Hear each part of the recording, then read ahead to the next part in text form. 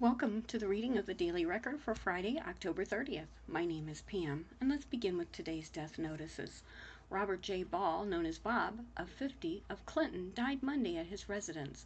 A celebration of life will be held at a later date, and Robert's funeral home is handling the arrangements. Timothy G. Tim D'Alessandro, age 72, of Warville, died Thursday at Akron General Medical Center in Akron due to complications from surgery for pancreatic cancer. A celebration of Tim's life will be held at a later date. Please contact Oval Funeral Home in Orville for arrangements. Donald Dean Denbo, 85, of Louisville, passed away Wednesday at his home. Friends will be received from 5 to 8 p.m. Friday at the Bauer Turner Funeral Home in Woodsfield, where services will be held at 11 a.m. Saturday. Burial will follow in Friendship Cemetery, Louisville, Ohio. Melvin A. Mullet, 86, of Sugar Creek, passed away on Wednesday at Union Hospital in Dover. Services will be held on Saturday at 10 a.m. at Maranatha Fellowship Church in Sugar Creek. Burial will follow in the Maranatha Fellowship Church Cemetery. Friends may call on Friday, today, from 6 to 8 p.m.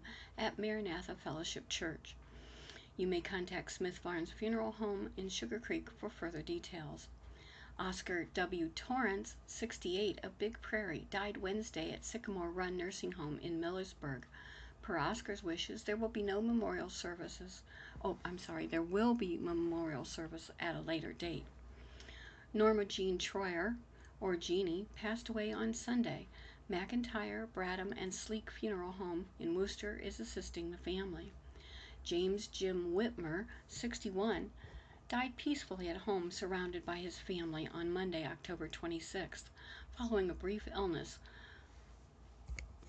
of Creutzfeldt-Jakob disease. A retrospective show of Jim's work and a celebration of his life is being planned for next year. Well, that concludes the area deaths for Friday, October the 30th. Let's move on to our first article. Wayne Man Killed in a Wrong Way Crash by Sean McDonald, Akron Beacon Journal. Clint Chirby was known for hard work, helping others, making friends, and catching fish. His mother said he always had a big smile on his face and a fishing pole in his hand. He was a fisherman, Clinton's mother, Cindy Chirby, said. He loved to fish day and night. If he wasn't working, he was fishing. But hours before Clinton was going to start the next chapter in his life, it was taken away. We were supposed to be upset because he was moving, Sandy Chirby said. He never made it home, Clinton's dad, Scott Chirby, added. Clinton Chirby, 27, of Lattisburg in Wayne County, died when he was struck by a wrong-way driver Wednesday night, the same night he was planning to make the overnight drive to Texas. Akron police said at about 8:12 p.m., a Chevy Silverado struck Chirby's Ford Focus head-on on Interstate 76 near the 76 West near the Central Interchange. Police said a 63-year-old man driving the pickup got on the highway the wrong way from the Broadway Street exit ramp. He continued east until he struck the Focus. Police said alcohol appeared to play a role in the crash. Sandy Chirby said her son was leaving at 10 p.m. that night with his brother to drive to Texas. Clinton Chirby worked at Summit Racing in Talmadge and had transferred. The family was at their home in Lattisburg texting Clinton to ask where he was. Later, an officer showed up at their door. It's not real, Sandy Chirby said. Clinton Chirby had a lot of friends in Wayne County and from Medina County, where he grew up before moving where he was in grade school. He also had a lot of friends from Maple Lakes Campground, where the family went for over 25 years. He worked as a warehouse lead and was doing one more half shift before moving. He'd normally come home around 1 or 2 a.m. Sandy Chirby said most of her son's belongings were already sent to Texas. She said her son was always trying to help people. He told his younger sister he'd buy her a Nintendo Switch if she got all A's. He told his parents he'd buy them a new floor if they both quit smoking. Scott Chirby said Clinton had just finished carpeting the upstairs. They declined his offer to buy them anything and told him to save his money for Texas. He always wanted to help everybody, Sandy Chirby said. Sandy Chirby said Clinton had friends from everywhere. The family had a going-away party for his move just not too long ago. Along with fishing, she said her son was also a big fan of singing karaoke. Other than Other than that, his computer and fishing consumed his time, Sandy Chirby said. Sandy and Scott Chirby said they still don't know how much about what happened. Police said the driver of the Silverado also was injured and taken to a local hospital. A third vehicle was hit by debris, but the driver wasn't injured. The 63-year-old's identity hasn't been released. Police said the crash remains under investigation. Sandy Chirby said it was wrong for her son's life to be taken. She said the other driver better be put away. Our next article, Orville man and woman plead not guilty to murder charges, by Emily Morgan. In Worcester, court records revealed new details about the death of Edwin H. Eberly and those accused of killing him. One of the suspects, Stephanie Marks, stole his wallet and watched as others. Ricky Ball strangled Eberly, according to court records filed in the case. Ball and Marks were arraigned Wednesday in the Wayne County Common Pleas Court in front of Judge Mark Wiest. They were indicted by a Wayne County grand jury in connection with Eberly's slaying after he was found dead in Ball's Orville home earlier this month. The pair have pleaded not guilty. Each faces 2 counts of murder and 2 counts of aggravated murder, unclassified felonies, one count of aggravated robbery, a first-degree felony, 1 count of felonious assault, and 1 count of theft from a person in a protected class, a 5th-degree felony. Ball, who could face the death penalty if convicted, also is charged with tampering with evidence, a 3rd-degree felony. Ball is being held in the Wayne County Jail on a $1 million cash or surety bond. He is a multi-state offender with an extensive criminal history dating back to 1986, including convictions for breaking and entering, theft, burglary, and many commitments to prison, according to court documents. In 1995, he was charged with attempted escape in Summit County. In 2003, he was extradited from Minnesota to Ohio, according to his criminal history. He has also been charged with several probation violations over the years. Marks is being held in the jail on a $500,000 cash or surety bond. According to court documents, both are due back in court for pretrial hearings November the 18th. And now, construction update. A look at 5 projects in the city of Worcester by Samantha Ickes. Though the ongoing coronavirus pandemic has stopped or slowed many areas of life, construction projects in the city have continued. Several projects are slated to be completed by the end of the year, including Phase 2 of the Downtown Streetscape project, the reconstruction of Highland Avenue, and a water line replacement at Holmes Boulevard and Caldwell Drive. Administration Director Joel Montgomery said the city does strategic planning when it comes to identifying projects and improvements. The city has a 10-year infrastructure plan, which is published annually with the budget, he says. Officials proactively plan roadway projects in coordination with utility repair, Montgomery says. According to the 2019 Division of Engineering annual report, the division managed more than 18 major construction projects costing more than $7 million. Worcester's infrastructure strategic plan includes 99 projects planned for construction between 2020 and 2023 and breaks the project down into roadway, water, sewer, and storm. The Downtown Worcester Streetscape Renovation. The construction project is part of a 5-phase renovation of the nearly 30-year-old Downtown Streetscapes project. The city created the multi-phase plan after receiving significant public input, Montgomery said. The Daily Record previously reported 400 community members contributed ideas over the course of 2 public meetings, telephone and online surveys, 7 steering committee meetings, and a Main Street Worcester meeting. Someone walking downtown 5 years ago would have noticed crumbling bricks and concrete in need of replacement, Montgomery said. The reconstruction on Streetscape aims to maintain and improve an existing infrastructure asset downtown, he said. The downtown is vital to the economic development of the city and making a nice downtown, a sense of place where people are comfortable going, shopping, and spending the evening, Montgomery said. That started back in the 90s when we did our original streetscape project. The city has received positive comments about Phase 1, which includes the northeast quadrant downtown and was completed at least 2 years ago. City engineer Roger Koblasarczyk said while he could not give an exact completion date as it depends on a number of factors such as whether the second phase of streetscape should be finished soon.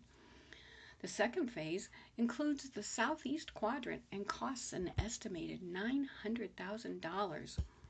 Koblarczyk said it involves sidewalk reconstruction on both sides of East Liberty Street from the east end of Public Square East to the first north-south alley and on the south side of West Liberty from Market Street West to the first north-south alley. It also includes the reconstruction and repaving of sidewalks and parking lots in the southern 2 quadrants of Public Square. The goal streetscape is to keep the downtown looking vibrant and attract visitors to the local retailers and restaurants, he said. The third phase will focus on the southwest quadrant with no start or completion date slated yet. Koblarczyk said, adding, work will depend upon available funding. Clear Creek Park. The city's newest park doesn't have a clear completion date, but is slated to be finished sometime in 2021. Construction is actively underway, Koblarczyk said. Simonson Construction Services, Inc., based out of Ashland, is doing the construction, he said. City Council approved the purchase of nearly 12 acres off of Venture Boulevard for $176,000 in October last year. The land was owned by Aspen Grove Investments, which also owns the adjacent Aspen Racquet Club and Seaman Corp facilities. Development Coordinator Jonathan Malia said the businesses have employees who are walking in the roads to get some exercise either on their breaks or at lunchtime. Having a walking path and park in the heart of an employment area will be beneficial for employees, their workers, and neighborhoods, he said. A number of grants were secured to lower the cost of park construction, which is estimated at $920,000, Malia said. The majority of the cost for the park will be covered by grants, Malia said. The city received a $429,498 Clean Ohio grant for land acquisition and conservation and $300,000 from a state appropriation grant. NatureWorks, which will be helping the city with the pavilion, has funded $79,157 to the project, he said.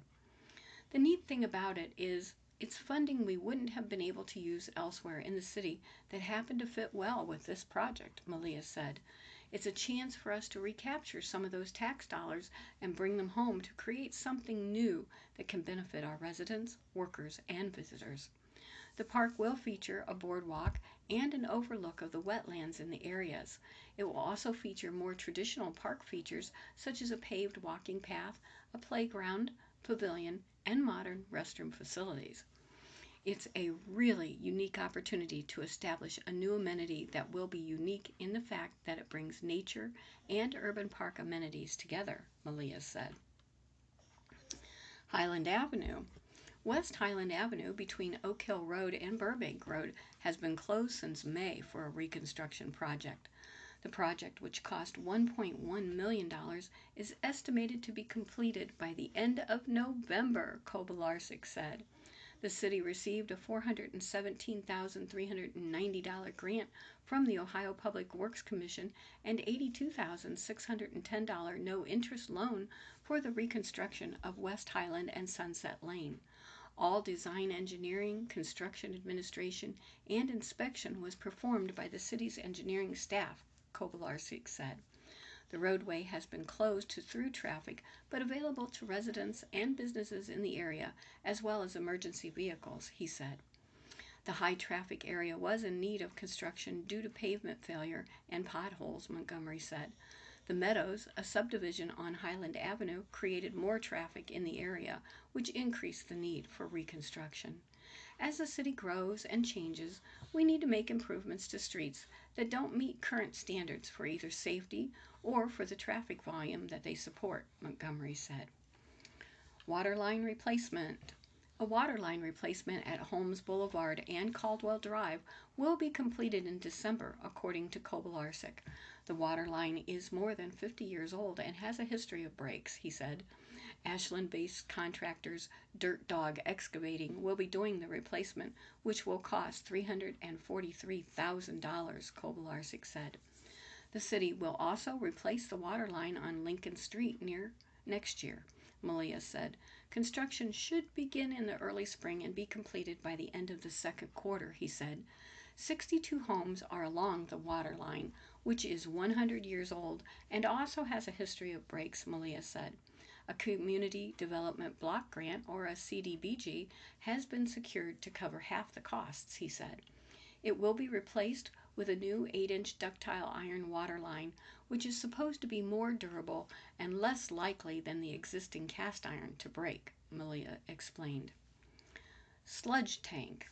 A new sludge tank will be installed at the Water Resource Recovery Facility, Kobylarczyk said. The facility stores the sludge in open lagoons, which can create an odor during certain times of the year, such as during high temperatures, he said. The nearly 5-gallon tank will cost $2.1 million, which was budgeted in the Sanitary Sewer Fund, Kobylarczyk said. The work has already started by Bogner Construction Company out of Worcester and will likely be completed in January or February. The city has received several complaints over the years about the odor, Kobylarczyk said. The tank should eliminate most of the smells, he said. CRAs and COVID-19 on the Worcester Board Agenda by Linda Hall. Worcester Board of Education, October 26th meeting. The key action. The board approved a 10-year, 75% real estate tax abatement for construction of a 10,500 square foot office space and operations center on Venture Boulevard in Worcester. The Community Reinvestment Area application was made on behalf of D. Friedman Corporation, a regional design-build construction company, and Wolf Creek Land and Cattle Company, the affiliated property holding company. Jonathan Malia, development coordinator for the City of Worcester, was on hand for the Worcester City School District's Zoom meeting, as was Dan Freeman. For 30 years, the company has chosen to locate its operations within Worcester city limits, Malia said, and is now planning to consolidate leased space in 2 locations into one facility in Worcester. Because of his strong affiliation with the school district and community, Freeman said he preferred the Venture Boulevard location over an alternative site near the Wayne County Airport, which lies outside the district and the city. The post-project value on what is today an $80,000 piece of land would result in a $550,000 investment, bringing the total taxable value up to $633,000, Malia said. That brings an annual tax obligation with an abatement from $2,400 today as vacant land to $6,362. After 10 years, the full tax bill would total $17,990 of revenue, Malia said. The board is required to vote on abatements over 50%. It was not, however, required to take action on Malia's presentation on a second city council issue. CRA proposed legislation changes to amend existing boundaries and permit CRA incentives to residential new construction. The presentation was to give information to the board and remind members they are welcome to comment on the proposed legislation, which Malia says is designed to maximize the quality of life for residents, the quality of economy, the long-term future real estate revenue coming back to the district, and also our local city government.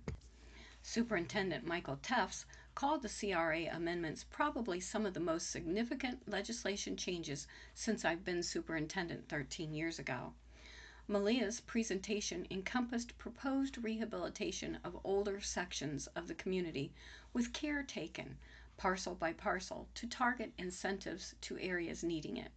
City Council will consider approval on both CRA requests in November.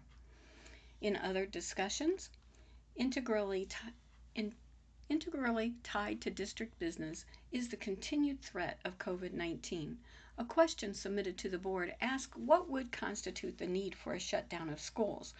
Tufts acknowledged he hadn't been certain schools would be able to stay open until Fair Day, but fortunately the district has, up until Wednesday, experienced just one positive case per week.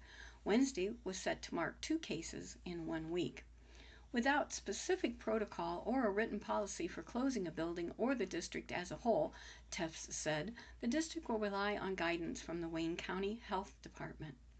The board was also asked about possible quarantine for staff members traveling to areas of high exposure.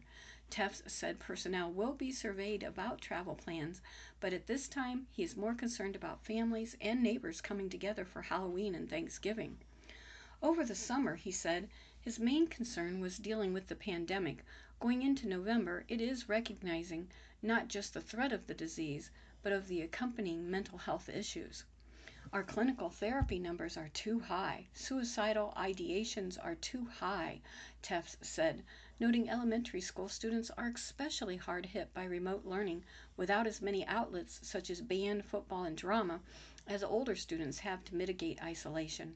Health and safety must be weighed against mental health consequences, he said.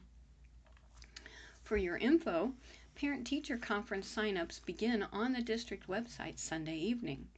The College of Wooster tutoring program was lauded as successful, having so far provided more than 180 sessions and strengthened relationships with COW and Wooster City Schools, students, and personnel. Infectious disease team members introduced by Heidi Haas, Director of Student Services, gave a detailed report about handling all aspects of health and safety for students and staff on a daily basis. Up next will be a remote work session November 16th at 7 p.m.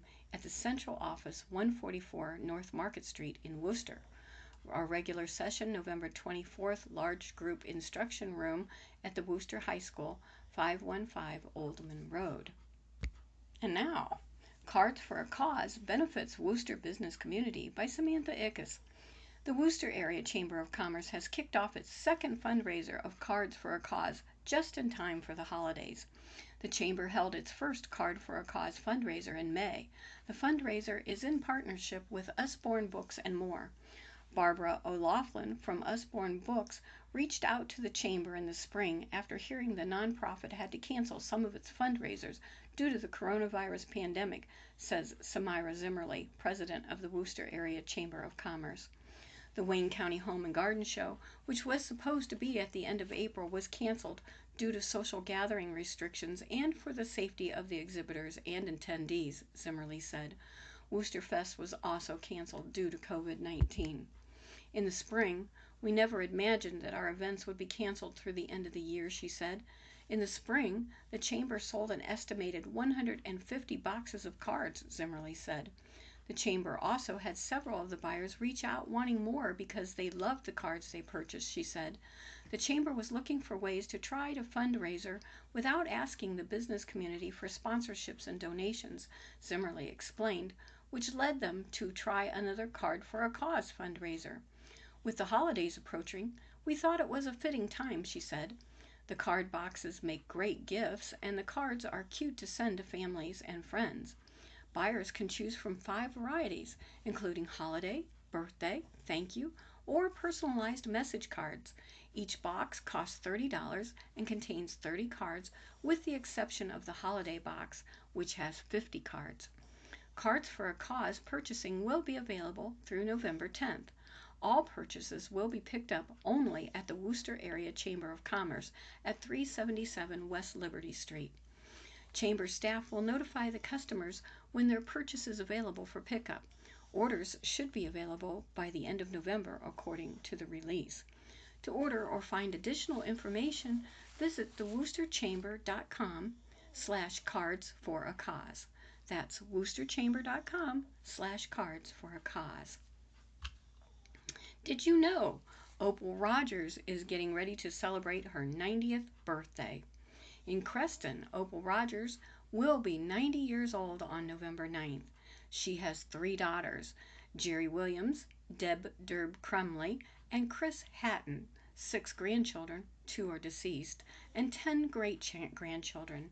She and her husband Jack spent many months of their retirement in Frisco, North Carolina at their beach house. She is a Rubbermaid retiree. She's an avid sports fan of all of Cleveland teams, Browns, Indians, and Cavaliers, and she has also attended the Daytona 500 many times. She enjoys reading, playing euchre, and doing crossword and jigsaw puzzles. Anyone who would like to send her a card should mail it in care of Jerry Williams, P.O. Box 248, Creston 44217. There's a free Swiss steak dinner to be offered to veterans in Shreve. Free Swiss steak dinners will be offered to veterans on Veterans Day, November 11th, at the Des Dutchman Eshaas restaurant in Shreve from 11 a.m. to 8 p.m. The event is being sponsored by the Shreve American Legion Forest Post 67, Holmes Wayne Electric Co-op, and Rolling Thunder Chapter 2. Well, that concludes our reading for today, October 30th. This is Pam saying please stay in, stay safe, be blessed abundantly, and do what you can do today to make it a really great day.